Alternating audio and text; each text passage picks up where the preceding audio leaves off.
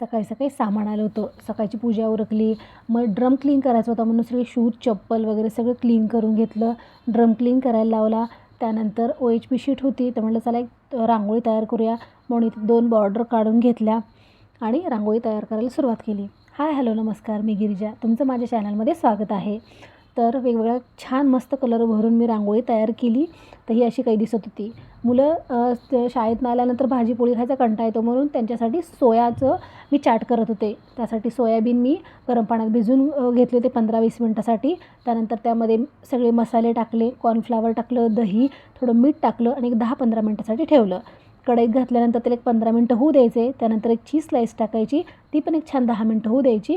त्यानंतर हे पहा, पटकन होणार असा पदार्थ आणि तेवढंच पौष्टिक.